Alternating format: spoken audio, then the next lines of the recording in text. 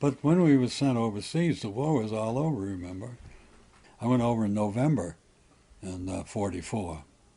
Yeah, we had pushing the Germans back.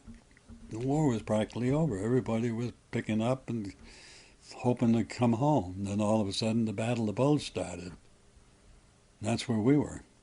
We had been put in the Battle of the Bulge, a new outfit, green, hadn't heard a shot fired. And all of a sudden, I remember the day that we were standing in line. We were up quite close to the front, so the lieutenant told us to stand 6 or 8 paces apart in case any shells come in who wouldn't clean us out. So you could see the guy ahead of you. He was 5 or 6 paces ahead of you. I was with my mess kit, and I think that morning we were having oatmeal or something. We were having something hot. And then all of a sudden, before I got about 4 guys from the kitchen, from where they had set the kitchen up, and the lieutenant come by, he says, stop by the supply room and pick up 2 extra bandoliers of ammunition and get up to the front. He says, we're going right up there. So we got up to the front and we replaced, I think the kid was from 117th Regiment. And I says, I'm supposed to take your place? He says, yeah, I'm glad to get out of here. And I says, has there been all this noise? Like, oh, there was shells coming in right and left.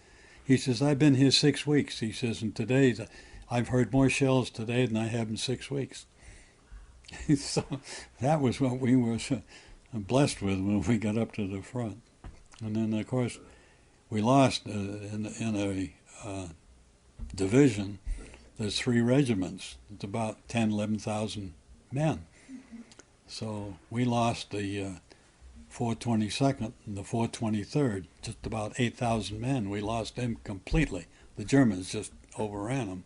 And the 424th, which I was in, they drove us back and they drove us everywhere. And finally, I think one time I heard the lieutenant, they were counting off how many were in the company, and there was 38, and there's supposed to be about 180 in the company. It was 38. The rest of them were all spread out all over, everywhere, after the Bulge. And they had to count every day to find out how many rations you wanted up the front. So we were made into a combat team. I got tired, he says, being in the combat. They moved us 4 or 5 times in one day, but they needed us. And we were just moved, and sometimes it was in trucks. Sometimes we'd have to get up and walk a mile or 2. But they were trying to organize us. And as I say, my company, E Company, was down to less than 40 men at one time. But they weren't all killed. I mean, they were spread out all over. You find out when you have artillery come in, your company will disperse, and things just go to the wind. You don't stand there like the old British used to do, and they wondered why the farmers from behind stone walls were picking them off, because you don't go up to the front and stand there and shoot back at the enemy. You dig a hole or you run, you do all kinds of things. The foot soldier. I was the foot soldier. I had an M1, and I had grenades, and that's all you needed. And the tankers were scared to death of foot soldiers. The man in the tank, he didn't like foot soldiers because he couldn't shoot a foot soldier. He couldn't turn his gun down.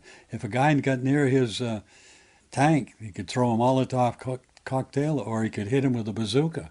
He could knock out his tank. So foot soldiers were really respected. You got used to small fire, 30 caliber, 30, but the 88s